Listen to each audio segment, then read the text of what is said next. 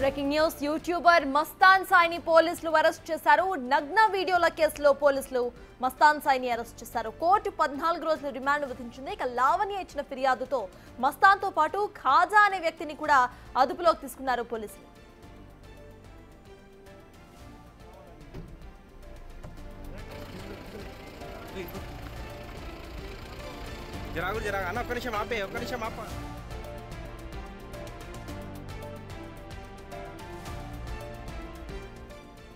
YouTuber Mastan సాయిని పోలీసులు arrest చేశారు. ఇదే అంశంపై పూర్తి డీటెయిల్స్ మా ప్రతినిధి రాణా అందిస్తారు. రాణా, చెప్పండి, మస్తాన్ సాయిని అరెస్ట్ చేసినట్టుగా తెలుస్తోంది. ఇక కోర్టు 14 రోజుల రిమాండ్ సైతం విధించినట్టు తెలుస్తోంది. అప్డేట్స్ ఏంటి?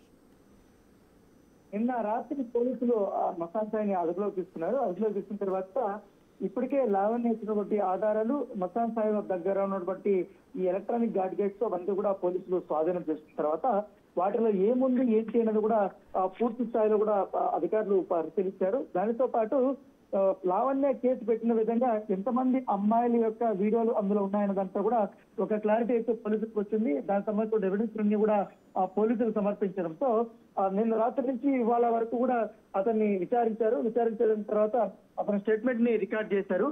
రికార్డు చేసిన తర్వాత కాసేపటి కింద గోల్కొండ ప్రభుత్వ హాస్పిటల్లో అతనికి వైద్య పరీక్షలు చేసిన తర్వాత అక్కడి నుంచి కోర్టుకి తరలించడం నేపథ్యంలో కోర్టులో అతనికి 14 రోజుల పాటు కూడా రిమాండ్ విధించినట్టుగా మనకు సమాచారం ఉంది. అయితే ఈ కేసులో మరొక వ్యక్తి కూడా కీలకమైన వ్యక్తి అరెస్ట్ అయ్యారు. ఏదైతే గుంటూరు సుబ్బాని హోటల్ గురించి మనం ప్రత్యేకంగా చెప్పాల్సిన అవసరం లేదు.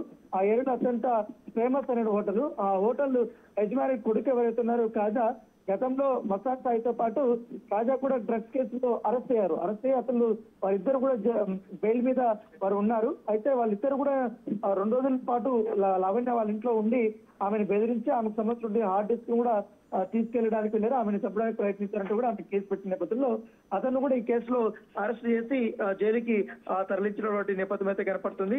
సో ఇది ఒక పెద్ద సెన్సేషన్ కేసుగానే వీరు పరిగణిస్తున్నారు పోలీసులు. ఎందుకంటే ఒక్కొక్క హార్డ్ డిస్క్ లో ఒక్కొక్క ఫోల్డర్ లో కొన్ని వందలకు సంబంధించినటువంటి వీడియోలు అమ్మాయిలవి బయటపడ్డాయి.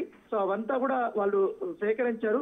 సేకరించిన తర్వాత అతనిపైన బలమైన బట్టి సెక్షన్స్ ని ఏర్పాటు చేశారు. ఎందుకంటే మస్తాన్ సాయిపై బిఎన్ఎస్ యాక్ట్ లోని 329/4, 324/4, 109, 77, 78 కింద కేసులు నమోదు చేసినప్పుడు నేపథ్యం కనపడుతుంది. సో దాంతో పాటు ఈ ఖాజా అలాగే మస్తాన్ సాయి వీళ్ళిద్దరు కూడా మరొక వ్యక్తిని కూడా తీసుకొని వచ్చి ఆమె పైన దాడికి ప్రయత్నించి అక్కడ ఉన్నటువంటి హార్డ్ డిస్క్ ని తీసుకెళ్ళడానికి ప్రయత్నించారంటూ కూడా ఆ కేసు పెట్టిన నేపథ్యంలో లావణ్యకి సంబంధించిన దాదాపు 40 వీడియోలు కూడా అందులో ఉన్నటువంటి పరిస్థితుల్లో ఆ కేసుని ఆమె ఇచ్చినటువంటి ఫిర్యాదును బేస్ చేసుకుని కేసు నమోదు చేశారు. Right, thank you Rana.